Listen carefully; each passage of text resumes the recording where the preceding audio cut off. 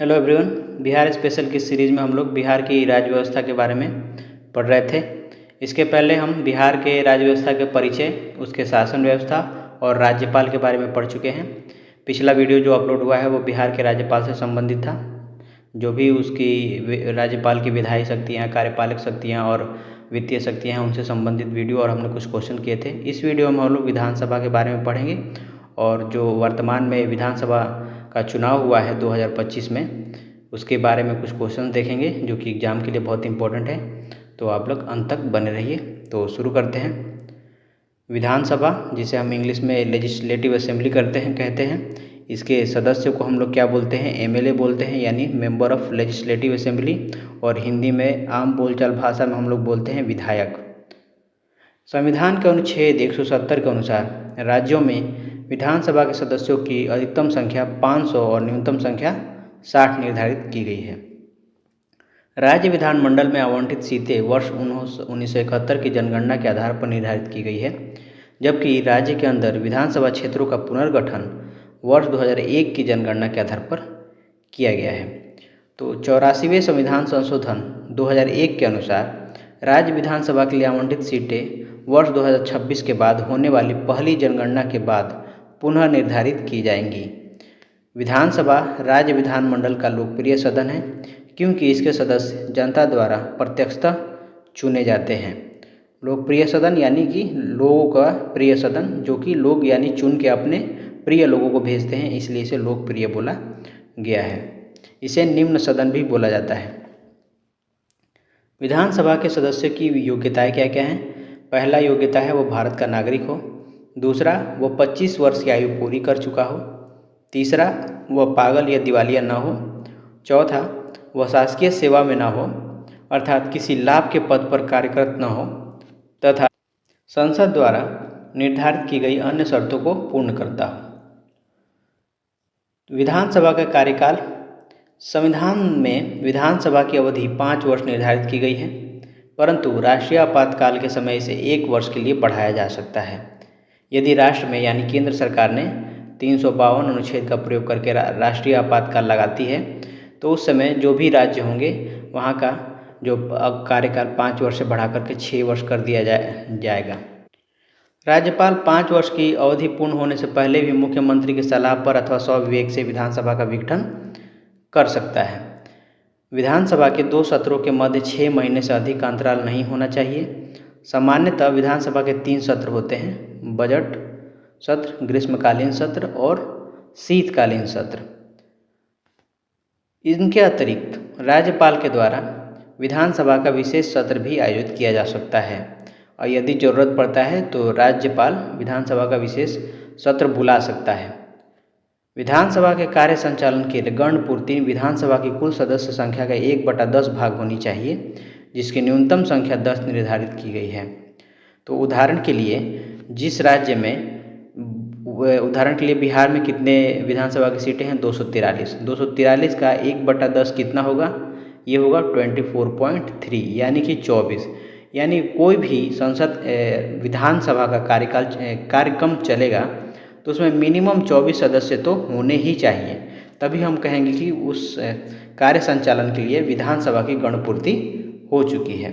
और यहाँ जिसकी न्यूनतम संख्या 10 का मतलब क्या है कि मान लीजिए कोई छोटा राज्य है और वहाँ टोटल 70 ही विधायक हैं, 70 एमएलएज हैं, तो इसका 1/10 क्या होगा? 7 होगा। तो इस केस में क्या हम कोरम पूरा मानेंगे? नहीं मानेंगे। उस केस में हम बोलेंगे भले ही वो 70 है और उनका 1/10 7 होगा, लेकिन हम मानेंगे कि एटलीस्ट 10 तो आने ही चाहिए वहाँ की विधानसभा में, तभी हम बोलेंगे कि कोरम पूरा हुआ है। तो आप समझ गए होंगे न्यूनतम 10 का मतलब क्या होगा यहाँ पे। वर्तमान विधानसभा का विवरण, विधानसभा का क्रम।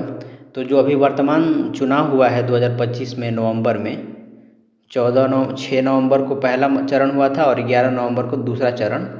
तो वह 18वीं विधानसभा स्थापित हुई है। कुल सीटें कितनी हैं? 243। सामान्य यानी कि अनारक्षित सीट कितनी है? 203 है। अनुसूचित जाति के लिए आरक्षित सीट कितनी है? 38। अनुसूचित जनजाति के लिए आरक्षित सीट कितनी है? 2। तो ये जो 2 है, इसके बारे में एग्जाम में कभी कभी पूछ देता है, तो हमें याद रखना है। कटोरिया जो कि बांका में है, और मनिहारी जो कि कटिहार में है। तो कटोरिया और मनिहारी ऐसे 2 अनुसूचित जनजाति क्षेत्र हैं जो विधानसभा का नेतृत्व करते हैं, वहाँ पे एमएलएज हैं। निर्वाचन अवधि यानी कि मतदान की जो निर्वाचन अवधि थी वो कौन कौन सी थी? तो एक चुनाव हुआ था 6 नवंबर 2025 में पहला चरण, और दूसरा चरण हुआ था 11 नवंबर 2025 को। मतदान की गणना कब हुई थी? 14 नवंबर 2025 को हुई थी, और सरकार के गठन यानी शपथ ग्रहण नीतीश कुमार जी ने जो लिया था वो 20 नवंबर 2025 को लिया था। तो 6 नवंबर, 11 नवंबर, 14 नवंबर और 20 नवंबर, ये याद रखना है। 6, 11, 14 और 20। 6/11 को पहला और दूसरा चरण का चुनाव हुआ, 14 को रिजल्ट की घोषणा हुई और 20 को शपथ ले लिया गया। सरकार का गठन किस पार्टी ने किया है? तो नेशनल डेमोक्रेटिक अलायंस यानी कि राष्ट्रीय जनतांत्रिक गठबंधन ने किया है, एनडीए ने किया है। ये एनडीए किसके नेतृत्व में है? ये बीजेपी के नेतृत्व में है। निर्वाचन का जो परिणाम है वो देख लेते हैं। तो भारतीय जनता पार्टी को कितनी सीटें मिली? सबसे अधिक सीटें मिली, 89 सीटें मिली। यह एनडीए जो गठबंधन है उसकी सबसे बड़ी पार्टी है यानी कि बीजेपी। उसके बाद है जनता दल यूनाइटेड, जो नीतीश कुमार जिसके जो अध्यक्ष हैं, मुख्य व्यक्ति हैं इस पार्टी के। इन्हें 85 सीटें प्राप्त की हैं और ये एनडीए गठबंधन से जुड़े हुए थे। उसके बाद है लोक जनशक्ति पार्टी, रामविलास, जिसका नेतृत्व चिराग पासवान जी कर रहे हैं, जो रामविलास के सुपुत्र हैं। उन्हें 19 सीटें जीती और ये भी एनडीए के पार्ट हैं। फिर हिंदुस्तानी आवाम मोर्चा यानी आप मांझी जी को जानते ही होंगे, उन्होंने 5 सीटें जीती और वो भी एनडीए के गठबंधन का ही पार्ट थे। राष्ट्रीय लोक मोर्चा, इसे कितनी सीट मिली? इसे 4 सीटें मिली थी, ये भी एनडीए के ही पार्ट हैं। फिर राजद राष्ट्रीय जनता दल, लालू प्रसाद यादव और तेज प्रताप यादव, इन्हें 25 सीटें मिली थी, ये महागठबंधन का पार्ट है। एमजीबी कहीं कहीं लिखा रहता है महागठबंधन, तो ये याद रखना है। सबसे ज़्यादा सीट किसे मिली थी? राजद को मिली थी। इंडियन नेशनल कांग्रेस को कितनी सीटें मिली? 6 सीटें मिली थी, ये भी महागठबंधन का ही पार्ट थे। फिर वामी दल, communist party of India, Marxist and Leninist, communist party of India, Marxist, और ये मार्क्सिस्ट और लेनिस्ट दोनों है, और ये सिर्फ मार्क्सिस्ट है, और एक है कम्युनिस्ट पार्टी ऑफ इंडिया, बस। तो ये तीनों मिलके कुल सीट लाए थे, जो 4 सीट लाए थे। वाम मतलब लेफ्टिस्ट पार्टियां हैं ये भी महागठबंधन में थे। और बाकी जो अदर्स हैं जैसे कि एआईएमआई और बाकी लोग मिलके जो सीटें लाई हैं वो 6 सीटें हुआ है, अन्य और निर्दलीय मिला करके। कुल सीटें कितनी हो गई? 243। बहुमत हमको चाहिए था कितना? 243 का आधा +1 होता है बहुमत, तो 243 का आधा कितना होगा? ये हो जाएगा 2 एकम 2, 2 दूनी के 4, 2 एकम 2, 0.5 + 1, यानी कि ये हो जाएगा 122 लगभग हमें बहुमत के लिए चाहिए था। तो एनडीए की जो गठबंधन ये थी, ये तीनों को आप जोड़ेंगे अगर 89, 85, 19, 5 और 4 को, तो आपको मिलेगा 202, यानी कि एनडीए को 202 सीटें मिली थी और बहुमत चाहिए था 122। तो सरकार किसकी बन जाएगी? एनडीए की बन जाएगी, क्या बन चुकी है। उसके बाद हम मतदान प्रतिशत के बारे में देखते हैं। इसके बारे में भी एग्जाम में पूछ सकता है। कुल मतदान प्रतिशत कितना हुआ? 67.14%। इसका मतलब क्या है कि मान लीजिए वोटर लिस्ट में 100 लोग थे, पूरे बिहार में 100 लोग वोट देने वाले थे, इसमें से 67 लोग वोट देने गए थे और बाकी 33 लोगों ने वोट नहीं दिया है, या फिर अगर दिया भी है तो उनका वोट इनवैलिड हो गया है। तो 67% लोगों ने वोट दिया था। यह 1951 के बाद से बिहार में दर्ज किया गया सर्वाधिक मतदान प्रतिशत है। मतदान प्रतिशत है, संख्या नहीं है। 1951 में तो संख्या कम रही होगी, जाहिर से बात है, लेकिन प्रतिशत के हिसाब से 1951 के बाद ये आज 2025 का है। महिला मतदाताओं की भागीदारी सबसे अधिक थी। इस बार महिला मतदाताएँ जो थी 71.78% ने करीब महिलाओं ने इसमें भाग लिया है, मतलब मतदान दिया है। इसका मतलब क्या है? मान लीजिए जैसा कि मैंने अभी आपको कहा कि 100 लोग टोटल वोट देने वाले 100 लोग थे, 100 में से 67% ने वोट दिया है। इस 67% में बहुत सारी महिलाएं होंगी और बहुत सारे पुरुष भी होंगे। तो जो मान लेते हैं इसमें से 67 में से 50 लोग महिलाएं, इसका 67 का आधा महिलाएं होंगी और 67 का आधा पुरुष होंगे। तो उस महिला में से 71% महिलाएं ने वोट दिया है, ये इसका परसेंटेज का मतलब है। सरकार का गठन और मंत्रिमंडल। तो सरकार का गठन, मुख्यमंत्री जो बने हैं 10वीं बार बने हैं, नीतीश जी बने हैं।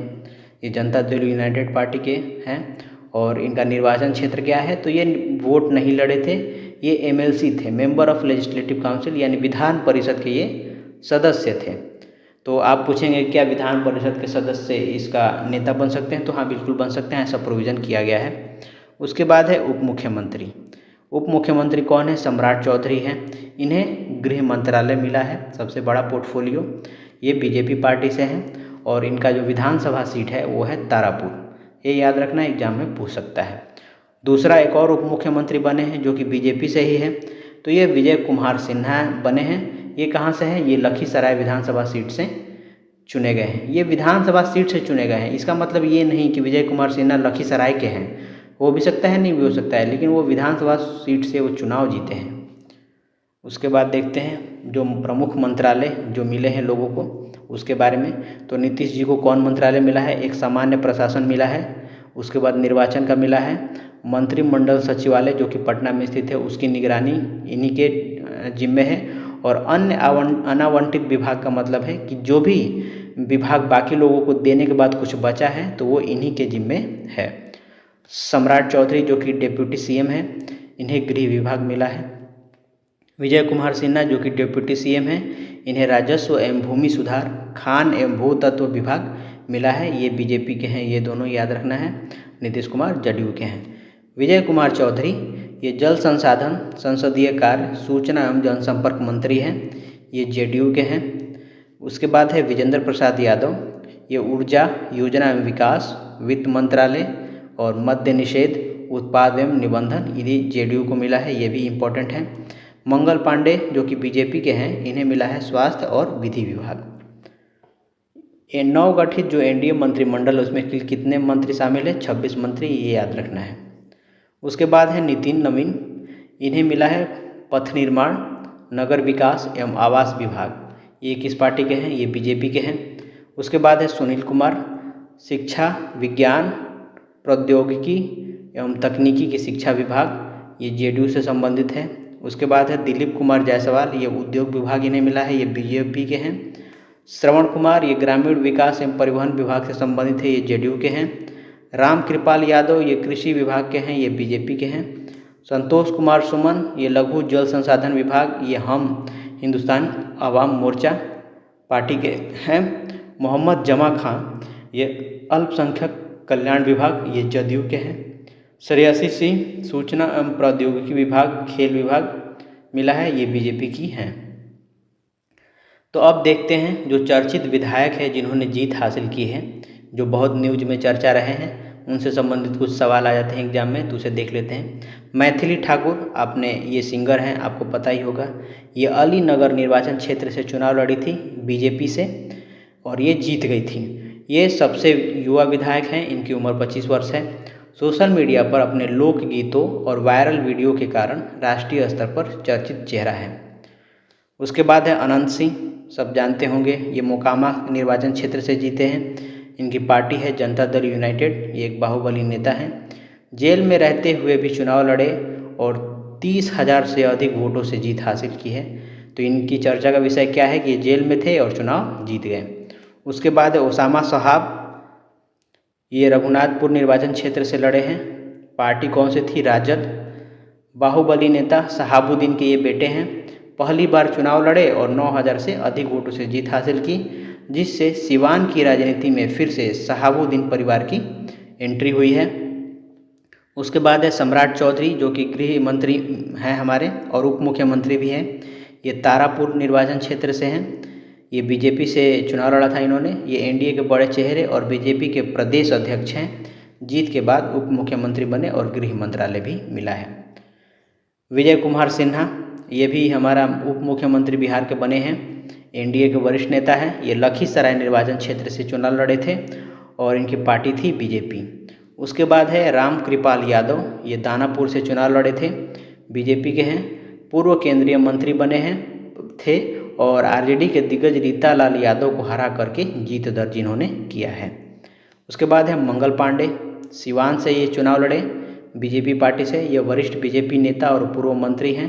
आरजेडी के पूर्व स्पीकर अवध बिहारी चौधरी को इन्होंने हराया है। उसके बाद है आनंद मिश्रा, ये बक्सर जिले से हैं, बीजेपी पार्टी से। ये पूर्व असम कैडर के आईपीएस अधिकारी हैं। राजनीति में पहली बार चुनाव लड़े और जीत दर्ज किया है। उसके बाद है श्रेयसी सिंह, ये जमुई निर्वाचन क्षेत्र से हैं, चुनाव लड़ा था और वहाँ से जीती। ये बीजेपी पार्टी से हैं। ये अंतर्राष्ट्रीय शूटर, निशानेबाज और पूर्व केंद्रीय मंत्री दिग्विजय सिंह की बेटी हैं। टी प्रसाद, ये सहरसा निर्वाचन क्षेत्र से हैं, पार्टी का नाम आईआईपी है। महागठबंधन के सबसे छोटे दल के सदस्य हैं ये। तंती तत्वा समुदाय के लिए आरक्षण की लड़ाई से चर्चा में आए और बीजेपी उम्मीदवार को हराया है टी प्रसाद ने। अब देखते हैं चर्चित उम्मीदवार जिन्होंने हार का सामना किया, जो लूजर्स हैं, जैसे कि तेज प्रताप यादव, ये महुआ निर्वाचन क्षेत्र से हैं। ये जनशक्ति जनता दल पार्टी का नाम है इनका। लालू प्रसाद के बड़े बेटे आरजेडी से निकाले जाने के बाद अपनी पार्टी से चुनाव लड़ा और तीसरे स्थान पर रहे। उसके बाद है मनीष कश्यप, ये चनपटिया निर्वाचन क्षेत्र से लड़े थे। जन स्वराज पार्टी से इन्होंने चुनाव लड़ा टिकट लेकर के। ये internet media star YouTuber, social media पर काफ़ी चर्चित रहने के बावजूद चुनाव में तीसरे स्थान पर रहे। खेसारी लाल यादव, ये छपरा निर्वाचन क्षेत्र से हैं, राजद पार्टी से टिकट मिला था इन्हें लड़ने के लिए। ये हार गए हैं चुनाव और लोकप्रिय भोजपुरी गायक और अभिनेता हैं ये। बीजेपी के उम्मीदवार छोटी कुमारी से ये हार गए हैं। उसके बाद है शकील अहमद खान, ये कदवा के निर्वाचन क्षेत्र से चुनाव लड़ा था कांग्रेस पार्टी से टिकट लेकर के और ये चुनाव हार गए। कांग्रेस विधायक दल के नेता और राष्ट्रीय सचिव हैं ये। महागठबंधन की हार के कारण खुद भी अपनी सीट गंवा बैठे हैं ये राष्ट्रीय सचिव थे। मुकेश साहनी, ये वीआईपी पार्टी से हैं, सन ऑफ मल्लाह के नाम से चर्चित। इन्हें महागठबंधन ने डिप्टी सीएम चेहरा घोषित किया था। इनकी पार्टी भी एक भी सीट नहीं जीत पाई है। प्रशांत किशोर, ये डैश का मतलब है कि इन्होंने किसी निर्वाचन क्षेत्र से चुनाव ही नहीं लड़ा था। प्रशांत किशोर ये भी चुनाव नहीं लड़े थे। ये जन स्वराज पार्टी चुनाव नहीं लड़ा, लेकिन उनकी जन स्वराज पार्टी ने 235 अधिक सीटों पर उम्मीदवार उतारे थे, पर एक भी सीट पर जीत नहीं पाई है। तो यहाँ पर हमारा थ्योरी पार्ट सारा खत्म हो गया। अब जो भी हमने थ्योरी पढ़ा उससे संबंधित कुछ क्वेश्चन कर लेते हैं ताकि हमें पूरा थ्योरी याद हो जाएगा। तो शुरू करते हैं। बिहार की वर्तमान यानी 18वीं विधानसभा में कुल सामान्य अनारक्षित सीटें कितनी हैं? तो 203 हैं। 203 अनारक्षित हैं, 38 एससी की हैं और एसटी की कितनी हैं? 2, कटोरिया और मनिहारी। तो कुल मिलाकर कितना हो गया? 243। बिहार में विधानसभा क्षेत्रों का पुनर्गठन किस जनगणना के आधार पर किया गया? तो ये 2001 की जनगणना के आधार पर किया गया है। 84वां संविधान संशोधन 2001 विधानसभा सीटों के पुनर्निर्धारण से किस वर्ष तक रोक लगाता है? तो ये 2026 तक रोक लगाता है। विधानसभा का कौन सा सत्र सामान्यतः सबसे लंबा चलता है? तो बजट सत्र सबसे लंबा चलता है। विधानसभा के लिए न्यूनतम कोरम क्या है, कोटा क्या है? 1/10 सदस्य हो या कम से कम 10 सदस्य हो। बिहार विधानसभा के वर्तमान चुनाव की मतगणना किस तिथि को हुई? तो ये मतगणना 14 नवंबर को हुई थी। पहला चरण का चुनाव 6 नवंबर को, दूसरा चरण का चुनाव 11 नवंबर को और 20 नवंबर को शपथ लिया था नीतीश जी ने और 14 नवंबर को रिजल्ट आया था। एनडीए की कुल सीटें बिहार विधानसभा 2015 में कितनी रही हैं? तो ये 202 सीटें कुल हासिल की हैं। नीतीश कुमार कितनी बार मुख्यमंत्री बने हैं? तो ये 10वीं बार मुख्यमंत्री बने हैं। वर्तमान मंत्रिपरिषद में कुल मंत्रियों की संख्या क्या है? तो 26, हमने पढ़ा इसे अभी। किस नेता ने जेल में रहते हुए चुनाव जीतकर चर्चा बटोरी है? तो वो है अनंत सिंह, मोकामा से ये चुनाव लड़े थे, जदयू पार्टी से थे। सबसे युवा विधायक 25 वर्ष, ये कौन है? मैथिली ठाकुर हैं। ये अलीनगर से चुनाव लड़ी थी बीजेपी के टिकट पर और चुनाव जीत गई हैं। किस क्षेत्र से ओसामा साहब ने चुनाव जीता है?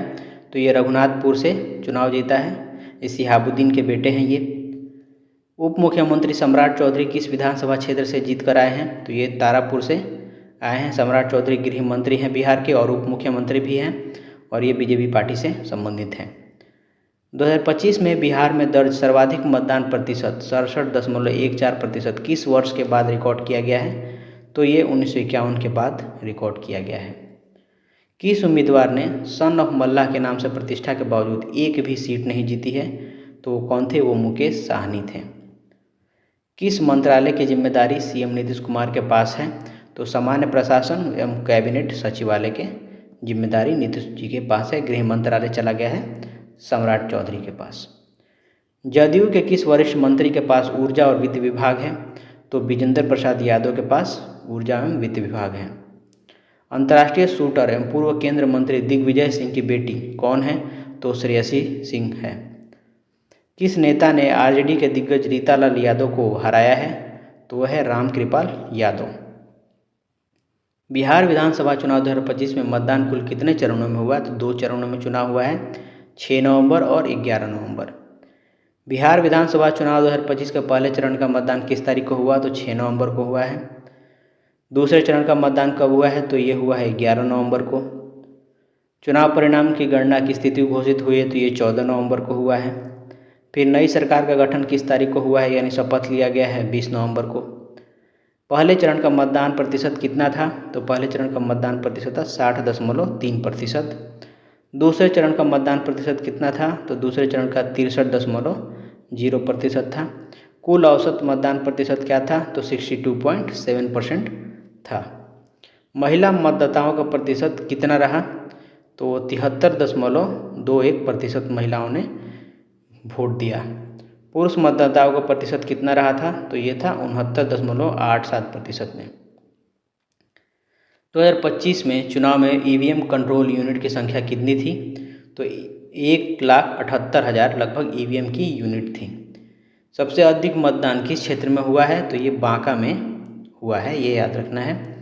बिहार में 2025 के विधानसभा चुनाव कितने चरणों में कराए गए थे? तो 2 चरण में कराए गए थे। यहाँ पे सुधार लीजिएगा, ये बी होगा ऑप्शन, 2 चरण में। विधानसभा सीटों में आरक्षित एससी सीटों की संख्या क्या है? तो ये 39 है। यहाँ पे गलती यहाँ पे हुआ, ये आप ऑप्शन सी होगा। 38 सीटें हैं। हमने इसके पहले भी डिस्कस ये कर चुके हैं हम लोग। 38 सीटें हैं। बिहार में आरक्षित एससी सीटें कितनी हैं? तो ये 2 हैं। 18वीं विधानसभा में कुल मंत्रियों की संख्या 26 किस संवैधानिक सीमा के भीतर है? तो कुल सदन का 15% होना चाहिए, इसी सीमा के यह अंतर्गत है। बिहार विधानसभा 18वीं में महिलाओं के लिए आरक्षित सीटों का प्रतिशत क्या रहा है? तो लगभग 6% सीटें आरक्षित रही हैं। बिहार में कुल मतदान केंद्रों की संख्या कितनी रही है? तो 75,000 रही है इस बार के चुनाव में। किस निर्वाचन क्षेत्र में सबसे कम मतदान हुआ है? तो पटना साहिब में सबसे कम और बांका में सबसे ज़्यादा हुआ है। किस निर्वाचन क्षेत्र में सर्वाधिक मतदान दर्ज किया गया? तो बांका में। हमने ये क्वेश्चन रिपीट हो गया है। बिहार में कुल निर्वाचक संख्या लगभग कितनी थी? तो 7 करोड़ से अधिक थी लगभग। किस मंत्री के पास सूचना एवं प्रौद्योगिकी विभाग है? तो सुमित कुमार सिंह के पास है सूचना एवं प्रौद्योगिकी विभाग। 2025 में गठित मंत्रिपरिषद में कुल राज्य मंत्री स्वतंत्र प्रभार सहित की संख्या क्या है? तो ये है 12। कौन सी पार्टी केवल 6 सीटों पर सिमट गई है? तो कांग्रेस। बिहार विधानसभा चुनाव 2025 में कुल प्रत्याशियों की संख्या क्या थी? तो लगभग 2,950 प्रत्याशी चुनाव लड़े थे 243 सीटों के लिए। विधानसभा चुनाव 2025 महत्वपूर्ण तिथियों से हमें मिलान करना है। तो पहला चरण का मतदान कब हुआ था? तो 6 नवंबर को। दूसरा चरण का मतदान 11 नवंबर को। फिर मतगणना यानी कि रिजल्ट किस दिन आया था? तो 14 नवंबर को। और सरकार का गठन कब हुआ था? तो 20 नवंबर को। दल और उससे संबंधित सीटें मिलान करनी है। बीजेपी को कितनी सीटें मिली है? 89। जदयू को कितनी मिली है? 85। आरजेडी को कितनी मिली है? 25। और कांग्रेस को मिली है 6 सीटें। नीतीश कुमार को कौन सा मंत्रालय मिला है, कौन सा विभाग मिला है? तो सामान्य प्रशासन और कैबिनेट सचिवालय मिला है। सम्राट चौधरी को कौन सा विभाग मिला है? गृह मंत्री। विजय कुमार सिन्हा, इन्हें कौन सा विभाग मिला है? तो इन्हें मिला है राजस्व एवं भूमि सुधार विभाग। और विजेंद्र प्रसाद यादव को ऊर्जा एवं वित्त विभाग या वित्त विभाग मिला है विजेंद्र प्रसाद यादव को, ऐसे याद रखिए। चर्चित विजेता और उनके क्षेत्र। मैथिली ठाकुर कहाँ से चुनाव लड़ी थी? इन्होंने अलीनगर से चुनाव लड़ा था। अनंत सिंह मोकामा से चुनाव लड़े थे। उसामा साहब ये रघुनाथपुर से चुनाव लड़े थे। और श्रेयसी सिंह जमुई से चुनाव लड़ी थी। हारने वाले उम्मीदवार और वो किससे हारे हैं और उनके कारण क्या हैं, चर्चित कारण उस पर देखते हैं। तेज प्रताप यादव जो कि तेजस्वी के भाई हैं, बड़े भाई, ये किससे संबंधित है? ये अपनी नई पार्टी से, इन्होंने अपनी नई पार्टी बनाई और चुनाव लड़ा, और जहाँ से ये चुनाव लड़े वहाँ तीसरे स्थान पर रहे। मनीष कश्यप, मनीष कश्यप किससे संबंधित है? तो ये सोशल मीडिया पे ये चर्चित व्यक्ति थे, लेकिन फिर भी ये चुनाव नहीं जीत पाए और तीसरे स्थान पर रहे। खेसारी लाल यादव छपरा से चुनाव लड़े थे और बीजेपी के उम्मीदवार छोटी कुमारी से हार गए थे।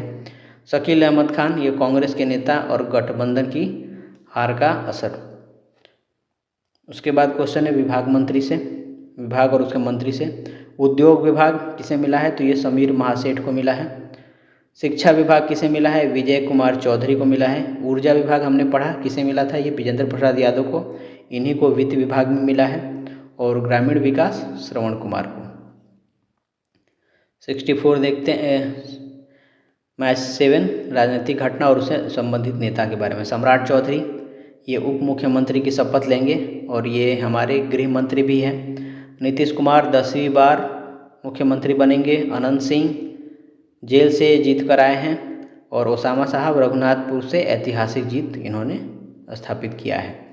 निर्वाचन क्षेत्र और उसके संबंधित विशेषताओं से देखते हैं। बांका में सर्वाधिक मतदान हुआ है।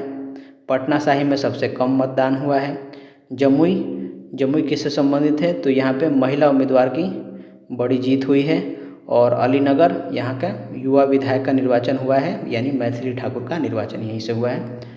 तो दोस्तों इस वीडियो में बस इतना ही था। अगले वीडियो में हम लोग विधान परिषद और उससे संबंधित कुछ क्वेश्चंस के बारे में करेंगे। तब तक के लिए धन्यवाद।